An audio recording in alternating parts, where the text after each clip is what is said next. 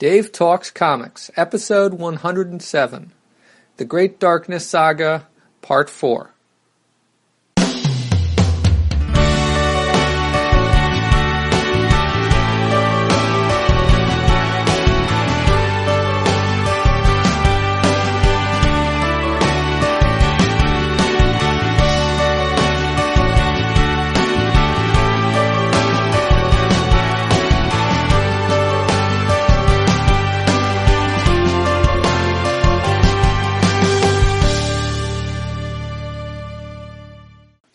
Welcome to Dave Talks Comics, the program where I talk about comic books I have read, cartoons I have watched, and comic book conventions to which I have gone.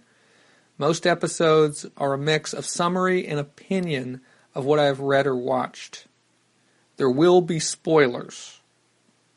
All past episodes can be streamed or downloaded from the program's website, davetalkscomics.com. On this episode, I will be talking about the Legion of Superheroes, The Great Darkness Saga, Part 4. Parts 1 through 3 can be found on episodes 88, 95, and 101.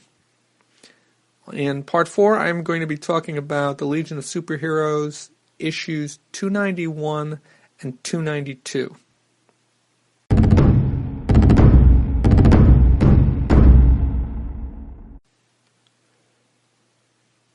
Legion of Superheroes issue 291 is part 2, well, it's chapter 2 of the Great Darkness Saga proper, although we're much further than that into this big collection, the deluxe collection of the Great Darkness Saga. This issue is titled A Sign of Darkness Dawning. It is cover dated September of 1982. It's written by Paul Levitz. The penciling's by Keith Giffen, and the inking is by Larry Malstead.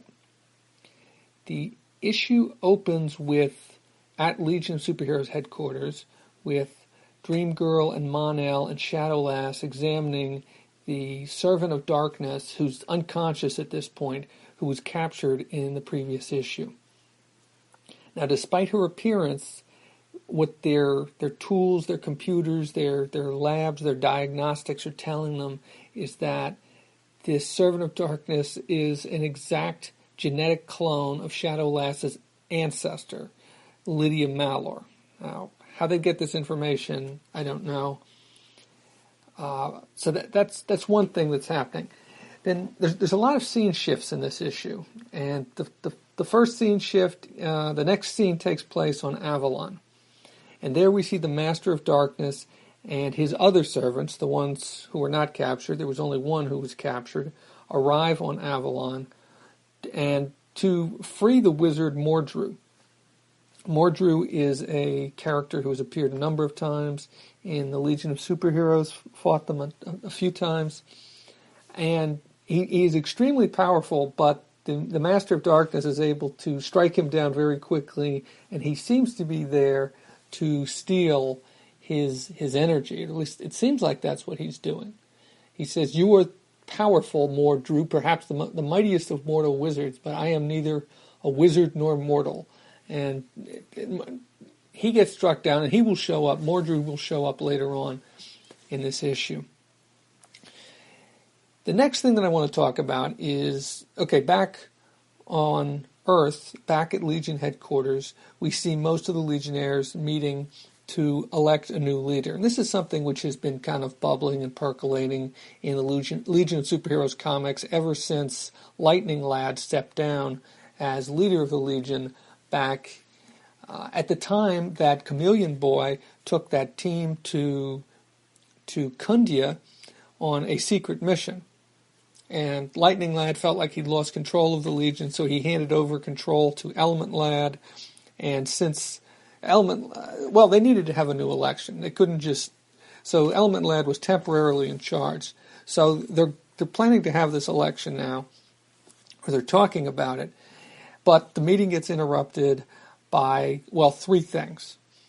First, Dream Girl has a precognitive moment where she sees her sister, Missa, getting attacked by the Servants of Darkness. Then almost immediately after that, the Legionnaires get a transmission from Science Police Officer Siobhan Aaron, who had shown up who I talked about a little bit on the previous episode, on episode 101, who was in the annual, who's contacting them to tell them about a disturbance at the prison on Takron Galtos. And apparently this is a prison where a number of foes whom the Legion has fought and defeated have been imprisoned. And then finally, there's an alarm that goes off warning them that Mordru is free. Now, we've already seen this in the comic book, but this is the first notification that the Legion has gotten that something's going on Avalon, the planet where Mordru was being held. So at this point, there's a kind of weird break here, because from page, I believe it's 6, to page 7, which is the next. 6 is the last page where we see the Legionnaires meeting. Then all of a sudden they've taken off, and they've split up into 3 teams. Not all of them have taken off, but most of them have taken off. The first team is made up of Mon-El, Ultra Boy, Shadow Lass, and Phantom Girl, and they head to Takron Galtos. There they find the prisoners running amok. They try to get things back under control, and they find their old foe, the Time Trapper. At first they think he's the one who's responsible for everything that's happened on Takron Galtos, but it's not him. He's drained of all his energy, and he's in really bad shape.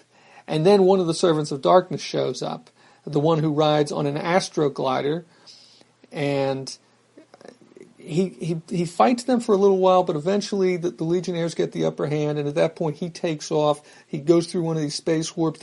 Mon-El and Ultra Boy try to follow him, flying after him at super speed, and still the warp closes before they can get to it.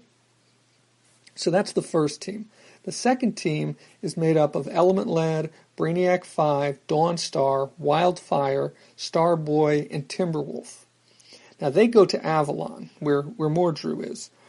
And they discover Mordru, who's looking very subdued, and as if he suffered the same sort of fate that he looks about like the Time Trapper did on Takron Galtos.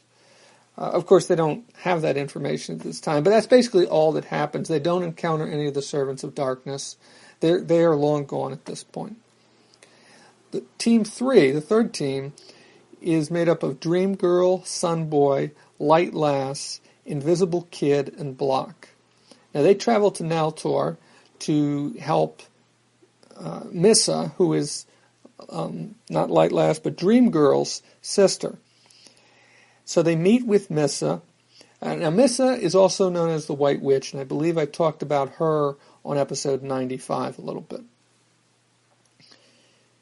So they meet with Missa. But at the time they're meeting with her, one of the Servants of Darkness shows up, and it's the one with the big head, the egg-headed one, as I've been calling him, shows up, and he tries to abduct the White Witch. Now, an interesting thing happens here. While the others are fighting, most of them fight this Servant of Darkness. Invisible Kid uses this moment. He sees the warp that the Servant of Darkness stepped through, and it's still open. And so he decides to go through this warp to try and find this Master of Darkness, because they still don't know who this person is exactly. And this is something which had actually been discussed in the previous issue 290. Invisible Kid had said something about somebody needs to figure out who this guy is, and he had basically volunteered to go through one of these space warps to try and find him. So he steps through this warp, and he does encounter the Master of Darkness. You still don't see exactly who this is. Not that Invisible Kid would necessarily know who this was. I'm not sure. Maybe this is somebody who'd shown up in the history books. I really don't know about that, but the Master of Darkness hits him pretty hard. Anyway, so while the others are fighting off the Servant of Darkness, and they manage to prevent him from abducting the White Witch, when the Invisible Kid returns from the warp, you can see he's shaking very much. Something has happened to him, and it looks like he's in need of medical care. But once again, this is something he volunteered to do. He did of his own volition, and he actually hadn't been given any instructions to go through there. It's just he did it. Now, there's a couple interludes in this issue that I wanted to discuss. The first one happened much earlier on. I kind of passed over it because it happened so quickly, and it doesn't really relate directly to these things, to the fight with the Servants of Darkness, and that is that we see Chameleon Boy meeting with his lawyer to discuss his chances in the upcoming trial. And his lawyer is this great alien who looks, kind of phallic in nature. He's got these floating eyeballs that are floating around his head, I guess, and he's yellow in color. Great design. And this isn't the only case where we see some great innovative alien drawings. The other one is a few pages later when we see the first team has headed to Takron Galtos. Some of these prisoners at Takron Galtos are these alien races, and these are some really creative creatures, most of which are actually not very humanoid at all. And if anything, it kind of reminds me of some of the inventiveness shown by Jim Starlin when I talked about the Adam Warlock series with some of the aliens that Adam Warlock encountered. But anyway, this other, where was I? Oh yes, I was talking about Chameleon Boy, and so he's all you really get is him meeting with his lawyer, talking about his chances, and his lawyer doesn't seem real positive about his chances. And we'll see in the next issue, things get advanced very quickly. But what we do know at this point is that he's about to go on trial for treason for leading the team, the espionage squad, to Kundia, Timberwolf, and Shrinking Violet and himself. And that's really all you get in this issue on this particular part of the story.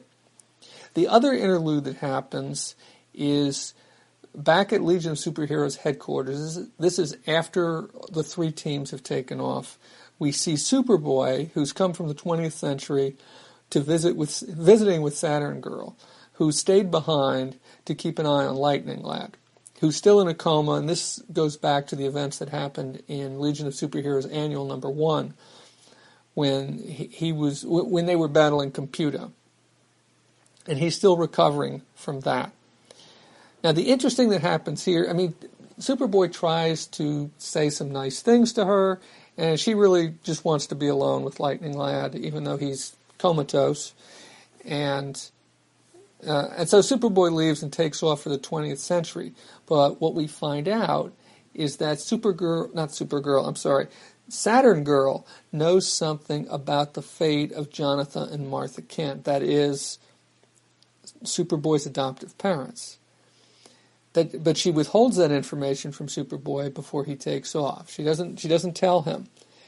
We do find out what she was thinking. What she was thinking was that the Kents died of a mysterious ailment that is similar to the one that Lightning Lad is currently experiencing. Now, I'm not even sure where to begin with this. I don't know how to follow up on this. I'm not sure if this was ever followed up on, or if this is one of these seeds that was kind of planted that never bore any fruit, I guess. Would be a way to, an analogy you could use. But that's it for this part of this issue. Now, similar to some other issues, this issue 291, has two stories in it. The second story is called Leaders and Lovers. It's by the same creative team, Paul Levitz, Keith Giffen, Larry Molstedt. But it involves actually some of the characters who were also in the other part of the issue. I'm a little perplexed as to why this story wasn't integrated with the others, but I think there is a reason, and I'll get to that in a moment. But there isn't a whole lot to this story. It's much more focused than the other part of the story. And what we see is Saturn Girl is interrupted from her thoughts. She's sitting, once again, just like in that interlude with Superboy, she's sitting by Lightning Lad's bedside. He's still comatose.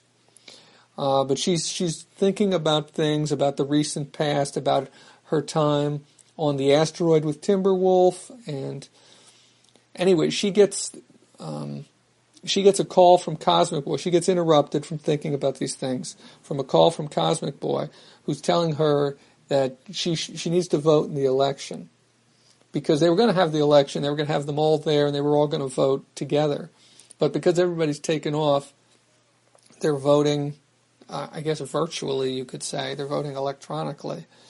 And so he's trying to tell her that she needs to cast her ballot. And then that call is interrupted by the captured servant of darkness, the one who is a clone of Shadowlass's ancestor, has woken up and attacks Cosmic Boy, blindsides him. He doesn't see her coming. And so then Supergirl, there we go again, Saturn Girl tries to rush in and help out. But in the end, it's actually Lightning Lad. She sends out these telepathic messages, because that's her power, is telepathy. So she sends out these telepathic messages as she's getting attacked by the Servant of Darkness to Lightning Lad. And at first it seems like he's not responding, but then he does wake up, and he's the one who saves the day. He uses his lightning powers to defeat the Servant of Darkness before collapsing once again. Now, the reason why I think this story... Well, I've got a couple of theories as to why this story is even in this issue. One theory is that they didn't have enough to fill this issue, so they needed something else. But why wouldn't you integrate this story into the rest of it? And the reason I think that might be is that the art in this story looks different than the art in the rest of the issue. Even though it's the same penciler and the same inker, it's a much more, let me see, I'm flipping forward trying to find this. Yes, I don't know, the pictures, well, they're not all close-ups, but the faces are much rougher looking. I don't know. It's not that rough. It's different. It reminds me of Keith Giffen's art on the Ambush Bug miniseries from the early 80s, if you've read that. That's what it kind of reminds me of. It's not as rough as the art in that is at some points, but it definitely is not as fine-lined or as delicate as it is, for the most part, in the Great Darkness Saga. In fact, this is the only case where I can think of it being like this. But you do get some extreme close-ups. I mean, well, there's at least a couple extreme close-ups on Saturn Girl's face. And just the way, and also, you know what, the other thing it reminds me of is some of the art when Keith Giffen drew Dr. Fate, that Dr. Fate miniseries. But, so it's different. It's a different take. It's, I'm not sure how else to describe it. Oh, and then finally, at the end of the issue, what we do see is that Dream Girl that the election, the results are in, and that Dream Girl has been elected as the new leader of the Legion of Superheroes.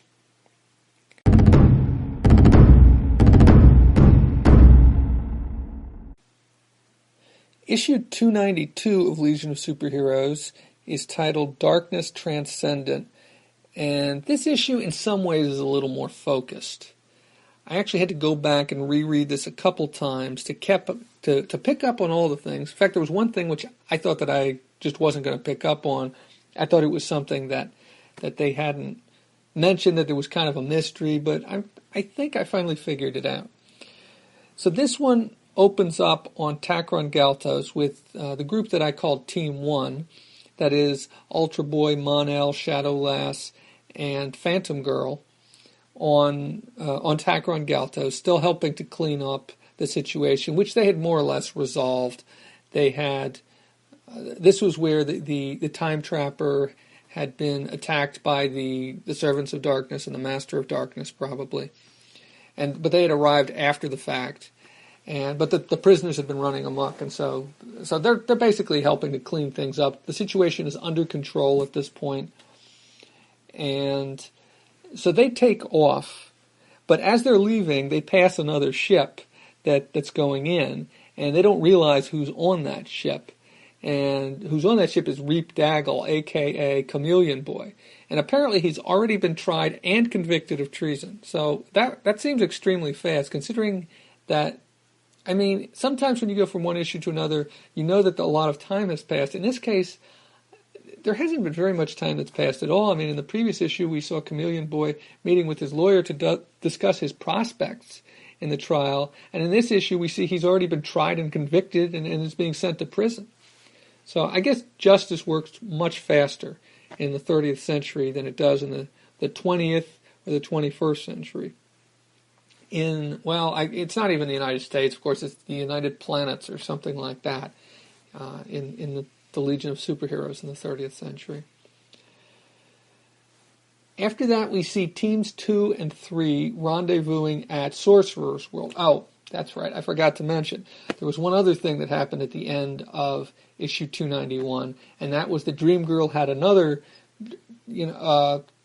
precognitive moment when she saw them fighting the Servants of Darkness on Sorcerer's World and losing. And so she has ordered since she's now the new leader, she's ordered everybody to Sorcerer's World. Or at least these 3 teams that had already been sent out. The one to Naltor, another one to Takron Galtos, and another one to Avalon.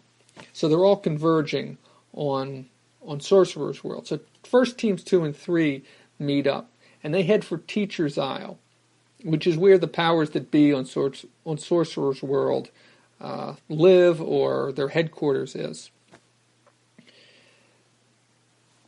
Team 1 arrives at Sorcerer's World separately, but they encounter the Servants of Darkness and the Master of Darkness. It's not exactly clear where exactly they are on Sorcerer's World, how close they are to Teacher's Isle, but so there, in addition to the Master of Darkness, you get 4 of the Servants of Darkness. 3 of them we've seen before. 1 of them is new. The 3 that we've seen before are the one with the big head, the one on the Astroglider, the one with the triangular chest symbol and has a cape, and then there's a new one who has long hair and a beard and is wielding a mace. And they battle with these Servants of Darkness. And Shadowlass uses her power on the one with the triangular chest symbol, and for some reason it seems to have some effect, and she doesn't understand exactly what's going on. So, and they don't really explain it either, and it isn't used. It's not like she's able to defeat him that way, but it does seem to put him at something of a disadvantage. Now, of their group, of Team 1, Mon-El decides he's going to take on the Master of Darkness. He's just going to cut to the chase. And so he goes through... Is the Master of Darkness through a space warp or not? Does he have to... Yes, he does have to fly through this space warp. And he encounters the Master of Darkness. He tries taking him on, and he gets beaten down really bad. And winds up in a coma. But when this happens, the Master of Darkness is able to see into his brain, see into his mind, and realizes that he's Daxamite, he's from the planet Daxam, and learns something about the planet Daxam, and you see the Master of Darkness saying something about using this information to conquer all. Now at this point the scene shifts back to Legion headquarters, where Lightning Lad is no longer comatose. He has recovered enough. Lightning Lad and Saturn Girl and Cosmic Boy, the original 3 Legionnaires, are doing some work trying to learn more about these Servants of Darkness. And what they find out using their computers, using the data that they have, is that the big-headed servant, well, what they had learned before, and they repeat here, is that the female Servant of Darkness is a clone of Shadowlass's ancestor, Lydia Malor. But what they reveal here is that what they learn, what we learn, is that the big-headed Servant of Darkness is a clone of an Owen, in other words, one of the Guardians of the Universe, the people from whom Hal Jordan got, and all of the other Green Lanterns got their power. Well, aside from Alan Scott, but the other Green Lanterns, John Stewart, Guy Gardner, and all of the other Lanterns from other parts of the universe got their powers. But so one of the Servants of Darkness is a clone of an Owen, which is kind of interesting. I couldn't figure out who this person was with the big head. I made some guess about Hector Hammond, but I really wasn't sure. It didn't really look like Hector Hammond, but it was somebody with a big head. But that makes sense now, that it could be, it doesn't look exactly like, at least not to my mind, to my recollections of the servants, or of the Guardians of the Universe. It doesn't look exactly like one of them, but still, it does kind of make sense. And then the Servant of Darkness, who has the triangular chest insignia, is revealed to be a clone of Superman. Now, this is the interesting part, circa 1948. I don't completely understand that, because I thought that the Legion of Superheroes were Earth 1. And Earth 1, I don't think there would not have been a Superman in 1948. So, Earth 2, there certainly was a Superman in 1948, but so that's kind of interesting. But still, I had some idea, or my guess was that this was a clone of Superman based on the way the chest symbol worked and some of the powers that this person, I think I said as much either on episode 101 or, it must have been episode 101, I think I said something about that. So that's what's happening on Earth at Legion headquarters. Back on Teacher's Isle, which is on Sorcerer's World, we see the Legionnaires meeting with the Council of Five Wizards that rules Sorcerer's World. Now, this Council of Five Wizards, well, they try to tell them, the Legionnaires try to tell them about the threat of the darkness, the Servants of Darkness, the Master of Darkness, but the Council of Wizards isn't convinced. They think that they're too strong, that the darkness won't be able to penetrate their world until they take a look, and then they realize how bad things are. So at that point, Dream Girl sends most of the Legionnaires off. In fact, it's just herself, and her sister, the White Witch, that stay behind. But she sends the other Legionnaires off to fight the Servants of Darkness and the Master of Darkness. The first person that takes off like a bolt is Wildfire. He's still itching for a rematch since 2 issues before, in issue 290, when he got beaten pretty bad back on Earth by the Servants of Darkness. And so he takes off.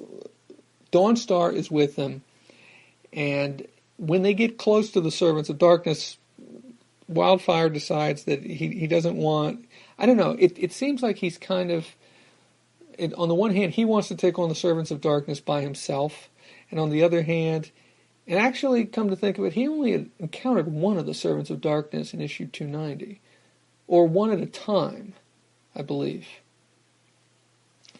But he doesn't want Dawnstar to get injured, or he's trying to protect her, and so he throws her out into space. Now, she can survive in outer space, so in that sense, it's not a problem, but on the other hand, she doesn't appreciate that.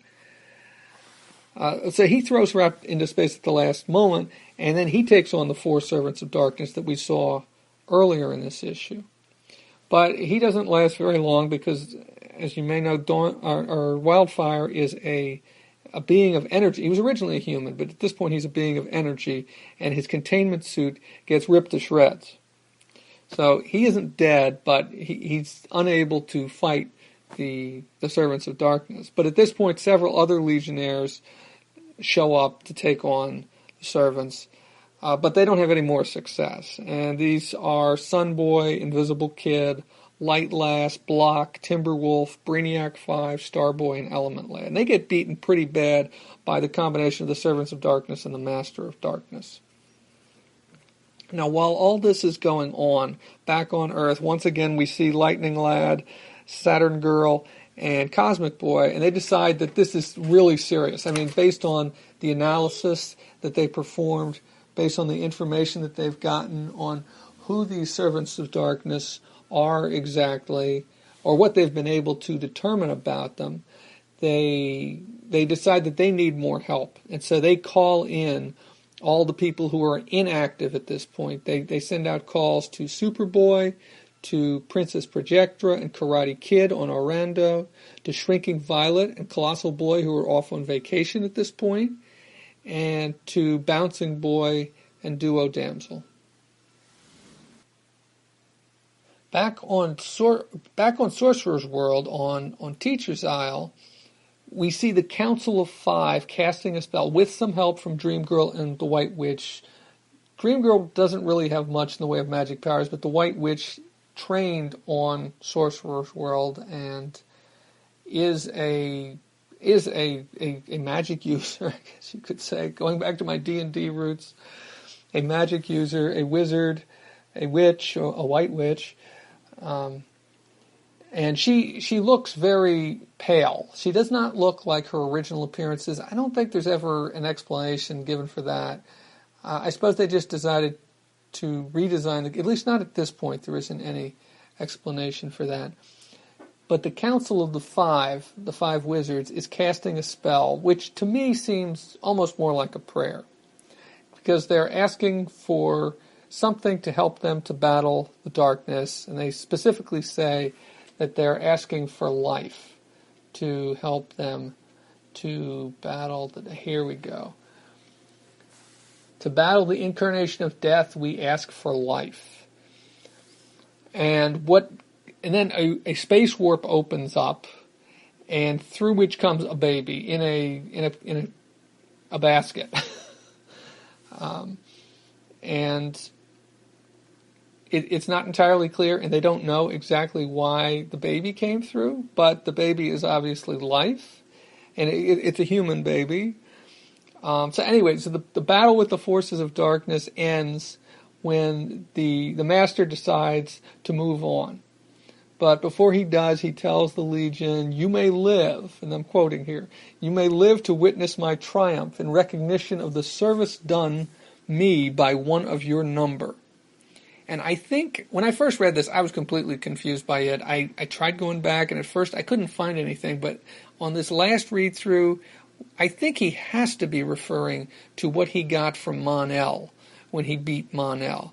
And I think that means that he's headed to Daxam to try and use the people of Daxam as his army. Because if they're all like Mon-El, and Mon-El's powers are very similar to Superboy's, then that would be a very powerful army to take over the universe. So the Master of Darkness and his servants take off.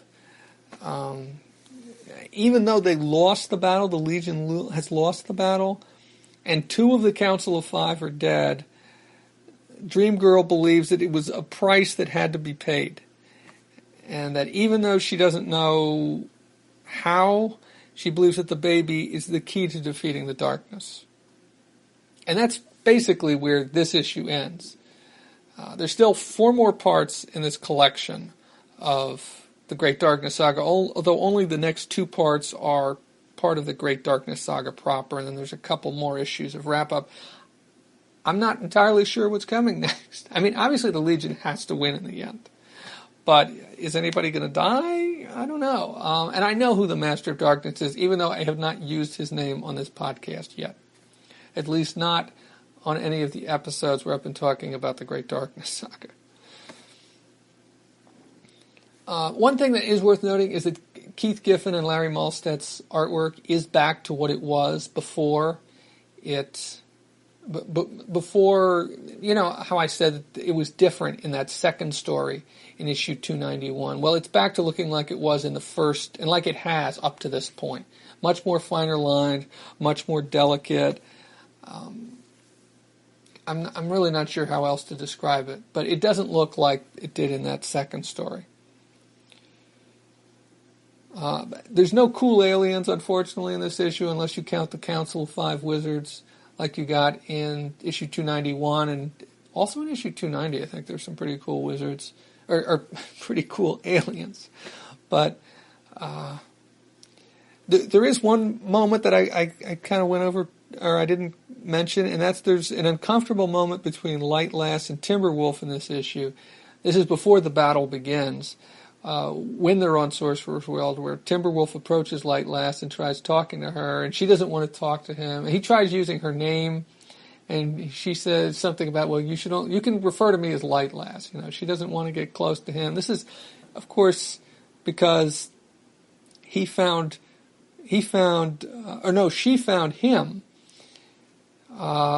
holding Saturn Girl in his arms when she arrived with Dawnstar on the asteroid where they had crashed, where the espionage squad and the group that went to rescue them, which included Saturn Girl, had crashed on that frozen asteroid, and they seemed to be getting very close to one another, Saturn Girl and Timberwolf, even though they were not a couple, even though Saturn Girl is married, even though Timberwolf was in a relationship with Light Lass, and so things still aren't good between Light Lass and Timberwolf. Things seem to be in better shape between Saturn Girl and Lightning Lad, but it doesn't seem like they've really discussed it at all.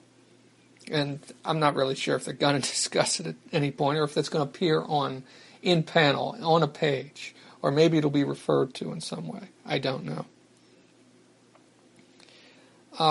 Final thought for this is none of this seems familiar to me. I know that I've read some of these issues before, but honestly, this issue did not seem familiar, and even the previous issue didn't seem familiar to me. Some of the earlier stuff did. I could have sworn that I'd read most of the Great Darkness Saga before, when it first came out in 1982, but at this point, I got nothing. So, but I'm really enjoying it. I'm really enjoying it, and I love all this detail, and it's kind of fun putting this all together and going through and analyzing this and putting together these episodes. Normally, there isn't that much to talk about in a comic book, especially when you go back to the comic books of like the 1960s and some of the earlier stuff, even from the 70s. Quite often, these issues aren't quite as packed as some of these Legion of Superheroes stories are. I'm not sure if it's just the Great Darkness Saga, but this issue definitely has a ton of action, and I don't know if they still do comic books like this, because I don't read current comics. I want to make some sort of a statement like they don't, but I just don't know. But I'm really enjoying the Great Darkness Saga, and hopefully in the not-too-distant future, I will be talking about the next couple issues of the Great Darkness Saga.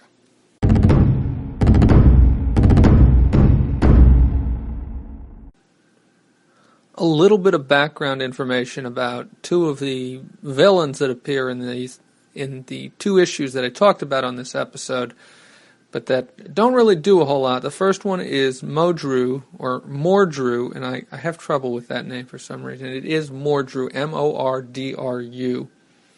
He is a Legion of Superheroes villain. He is a wizard.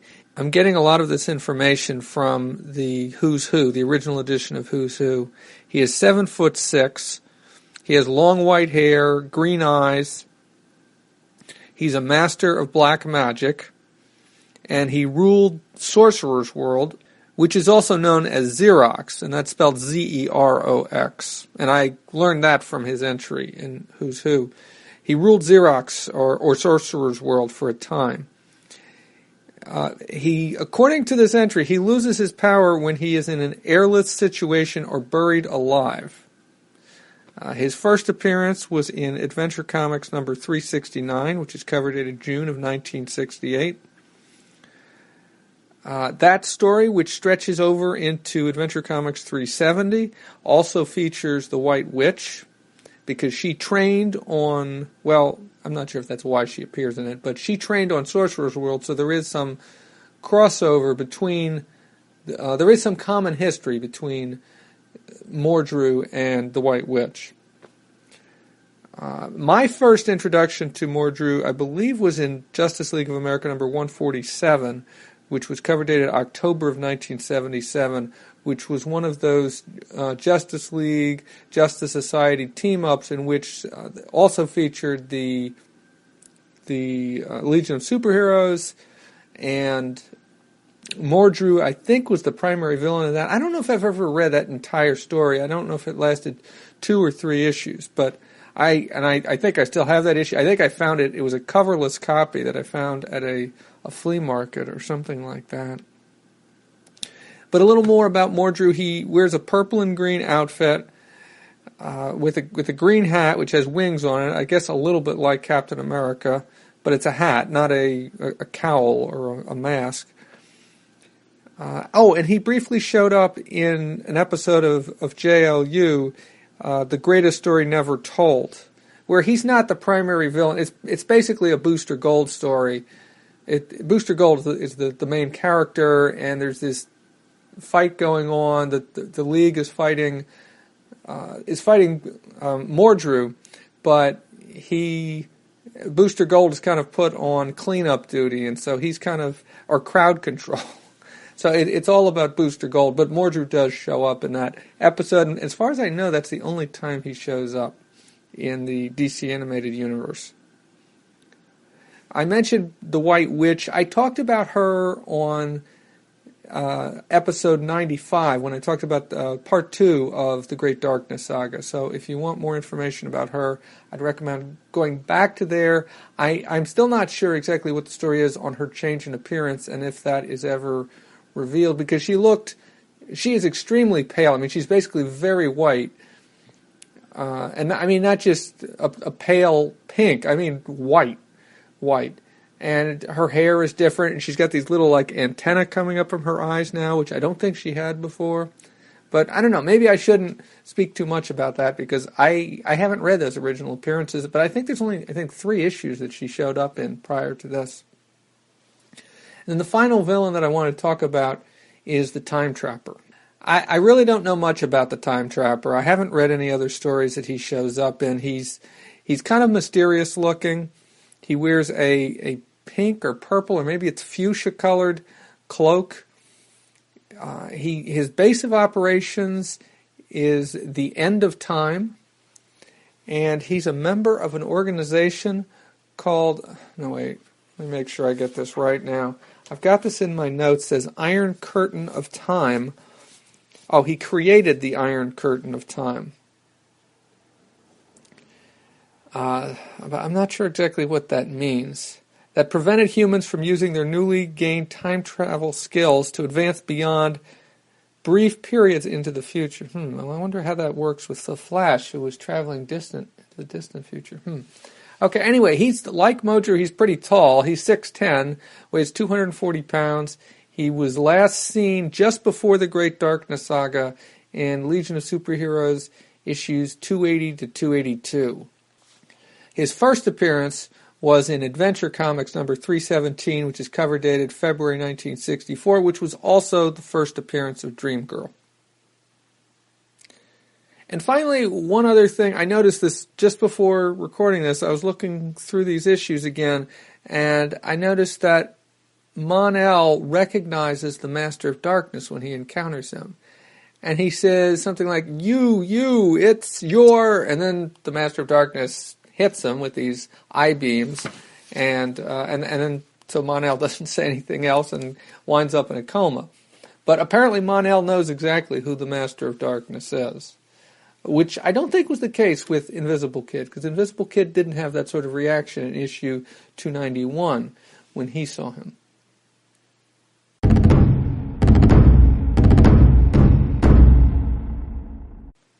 That's it for episode 107. Dave Talks Comics can be found on the internet at davetalkscomics.com and facebook.com/DaveTalksComics. On Twitter at DaveTalksComics. Email can be sent to davetalkscomics@gmail.com. I'm Dave. Thank you for listening.